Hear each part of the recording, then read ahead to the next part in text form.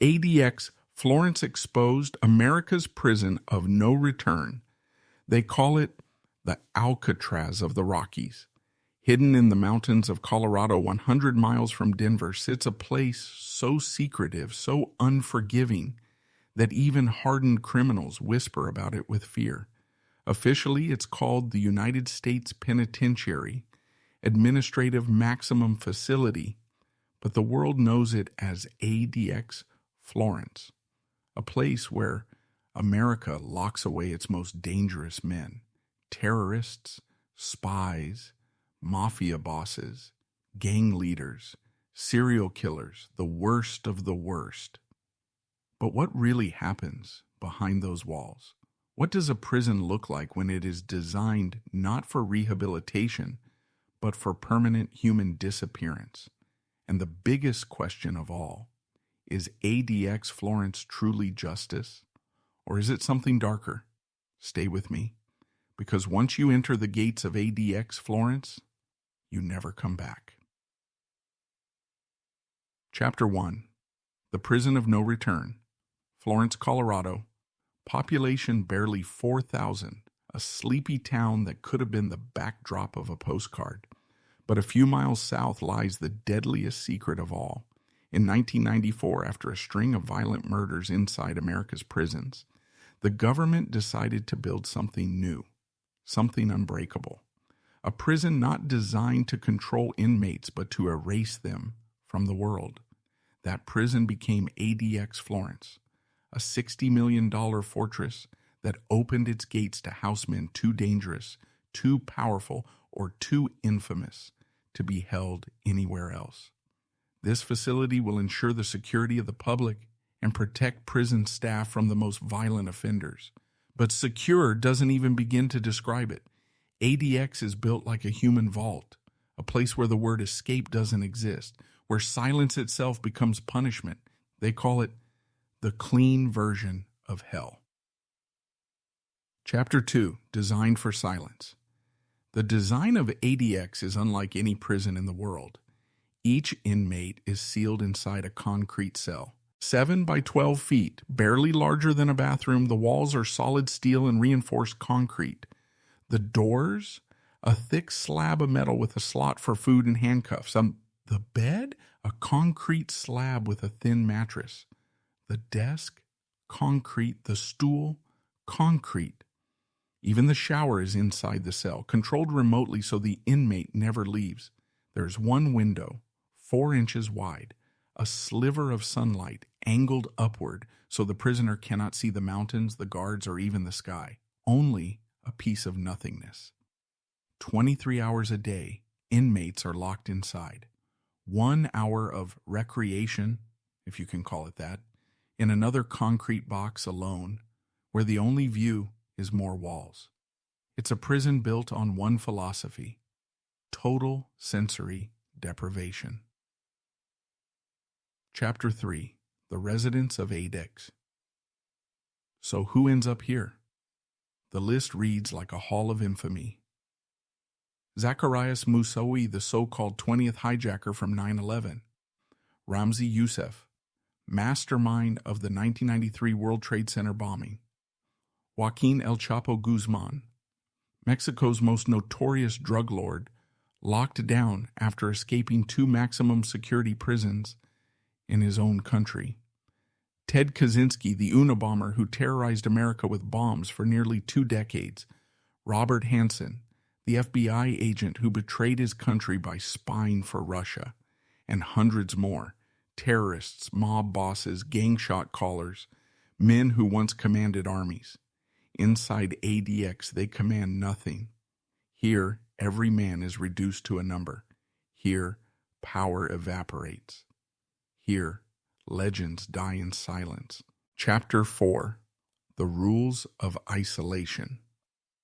Life inside ADX runs on precision. Inmates speak of a silence so heavy it crushes your mind. Breakfast, lunch, dinner, all slid through a slot in the door. No human touch. Guards communicate through intercoms and locked barriers. The only voices you hear are your own. Phone calls, maybe once a month, monitored, recorded. Visits, rare, always through bulletproof glass, no handshakes, no hugs, no goodbyes.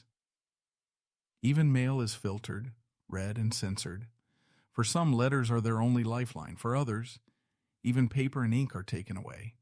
Psychologists call it Supermax syndrome. The human brain starts to unravel under extreme isolation. Hallucinations, depression, rage. Some inmates begin to talk to themselves. Others stop talking altogether. Inside ADX, Florence, time doesn't heal. It erodes. Chapter 5, America's Dark Experiment. The government built ADX to stop violence inside prisons. And yes, it works. Inmates cannot stab guards if they cannot leave their cells. They cannot riot if they never see another man. But critics ask, at what cost? Human rights organizations call ADX a violation of human dignity. Former wardens admit the place was not designed for humanity, but for control. Even guards say working there feels like guarding ghosts. It's quiet, too quiet. You can feel it in your bones, like the whole prison is swallowing itself alive. ADX. Florence may be the most secure prison in the world, but is it the most just? As the sun sets over Colorado, hundreds of men remain sealed in their cells, invisible, forgotten, erased. But here's the truth no one wants to admit. Some of the darkest secrets of ADX Florence are not about the inmates. They're about the system that built it. Coming up, inside the scandals, the suicides, and the cracks forming inside America's prison of no return. Chapter 6, The Silence That Kills. Isolation isn't just a punishment. For many, it's a death sentence. Since ADX Florence opened in 1994, dozens of inmates have attempted suicide. Some succeeded. Others live with scars, physical and mental. One of the most infamous was Richard Lee McNair, a career criminal who had already escaped prison twice before. At ADX, he stopped plotting escapes and started losing his mind. Guards described him pacing for hours, muttering to invisible voices. Inmates nearby claimed they could hear him screaming at night. Then there was Thomas Silverstein, once called the most dangerous prisoner in America. After murdering a correction officer in another prison, he spent 36 years in solitary confinement, much of it inside ADX. His words would later become infamous. Living in this tomb day after day, year after year, I became less than human. In 2019, Silverstein died inside ADX. Some say he was the ultimate example of what happens when you bury a man alive. But Silverstein wasn't the only one. Federal reports confirm at least 6 suicides inside ADX Florence, each one a crack in the myth of perfect control. Chapter 7, The Suicide of an Infamous Spy. On June 5, 2023, ADX Florence made headlines around the world. Robert Hansen, the FBI mole who sold secrets to Moscow for over 2 decades, was found dead in his cell. Suicide. Hansen was 79. A man who once walked the halls of power in Washington, reduced to a gray ghost in a concrete box. For years he lived under total isolation, no interviews, no visitors except his lawyer. He spent his final days unseen, unheard, erased by design. When his death was announced, former FBI agents expressed relief. But inside ADX, whispers grew louder. How many more would follow? Chapter 8, Cracks in the System. For decades, the Bureau of Prisons insisted that ADX Florence was flawless, the solution to chaos. But the truth? The cracks are everywhere. In 2012, a group of inmates filed a class action lawsuit.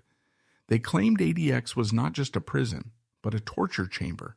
They described hallucinations, untreated mental illness, men smearing feces on their walls because they had lost touch with reality. One inmate said he begged for psychiatric help. only to be ignored until he slashed his wrist with a shard of metal. The lawsuit accused ADX of violating the Eighth Amendment, cruel and unusual punishment, and for the first time, the world saw behind the walls. The government quietly settled the case in 2016, agreeing to transfer severely mentally ill inmates out of ADX. But the damage was already done. The myth of perfect control was shattered. Chapter 9. The Day the Outside Came In. For years, ADX was considered escape-proof, impenetrable, but in 2015, the fortress faced a new kind of breach, not from within, but from without. When drug lord El Chapo arrived at ADX Florence after his extradition, the U.S. government went into panic mode. This was a man who had escaped 2 maximum security prisons in Mexico, one through a laundry cart, the other through a mile-long tunnel dug directly into his shower. Now, he was at ADX. Could he do it again? The prison doubled its security, more cameras, more lockdowns, his every move tracked. A journalist later joked, if El Chapo escapes ADX, we should just let him go. But his arrival raised another question. If ADX is meant to contain men like El Chapo, how far will the government go to keep its legend intact? Chapter 10. The Forgotten Voices. Former Inmate 1. You don't live in ADX, you just exist. Every day is the same. You forget what your voice sounds like. Former Inmate 2. They tell you it's AB. Out safety, but safety for who? We're buried alive and nobody cares. Former wardens defend the prison, calling it necessary. Critics call it barbaric. But the truth lies somewhere in the silence. ADX. Florence is not just a prison, it's a mirror. A reflection of how far America is willing to go to control fear. And yet, inside those concrete walls, stories still unfold.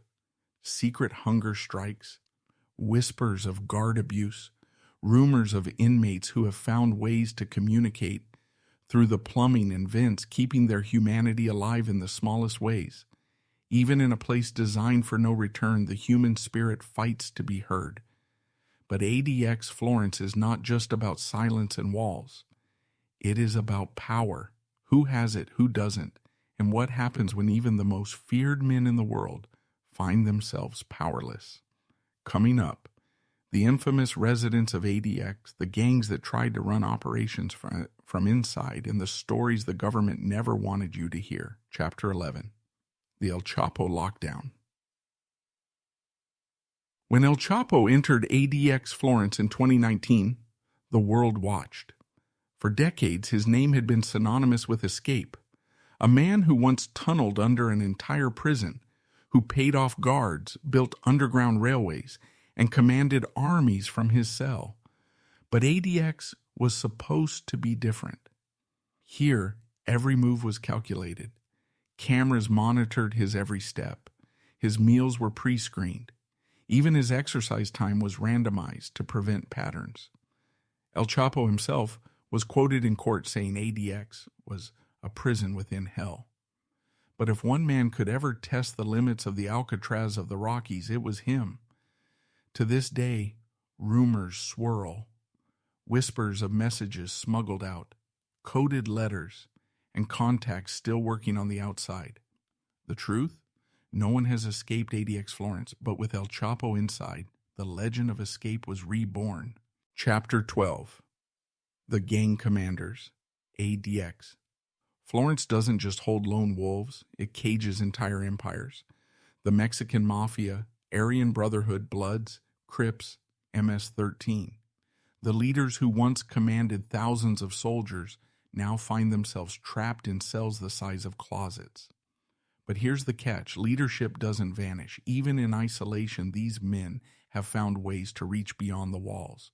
Investigations revealed coded letters sent to girlfriends, messages flushed through pipes, even lawyers used as couriers, knowingly or not. Federal prosecutors admit ADX has slowed gang activity, but not stopped it. In fact, some of the deadliest prison orders in U.S. history were signed off from inside a Supermax cell. Chapter 13, The Terror Network. Beyond gangs, ADX Florence became America's warehouse for global terrorism suspects. Ramzi Yousef, who bombed the World Trade Center in 1993, Zacarias Moussaoui, tied to the 9/11 plot, Umar Farouk Abdul Muttalib, the underwear bomber who tried to blow up a plane on Christmas Day 2009, all locked inside Unit H, the most secure wing of the prison. Here, inmates have no contact with anyone except guards. Their calls are monitored, their letters censored. For years, critics argued that ADX had become a Guantanamo on U.S. soil. The government insists it's about national security. Human rights lawyers say it's about fear. But one thing is certain: the world's most dangerous men live out their days in silence, behind Florence's concrete walls. Chapter 14, The Communication Black Market. But even in a place designed to erase communication, the human instinct to connect finds cracks. Former guards have spoken about inmates who learned to talk through the pipes, flushing toilets in patterns, tapping out codes through vents. Others found ways to manipulate the system. One gang leader convinced a prison psychologist to smuggle notes to the outside world. Another used a corrupt guard to deliver hidden messages in books. The Bureau of Prisons constantly upgrades its systems. But the cat-and-mouse game never ends. For every barrier built, a desperate mind finds a loophole. Inside ADX, even silence has a black market. Chapter 15, The Human Cost for Guards. Former guard. You think it's just the inmates who suffer? Try standing watch over men who never speak, who stare at walls all day. It messes with you too. You start feeling the silence in your bones. For correctional officers, working at ADX is a different kind of prison. Constant stress. The paranoia of guarding men who would kill you if they could. The pressure of never making a single mistake. Some guards report PTSD. Others leave after just a few months, unable to bear the weight of silence and tension. ADX Florence doesn't just cage inmates. It cages everyone who walks through its gates. But here's the part the government doesn't want you to know. For all its power, for all its concrete and steel, ADX Florence has weaknesses. Coming up, the lawsuits, the hunger strikes, and the hidden escapes of the human mind that prove that even in America's prison of no return, cracks are everywhere.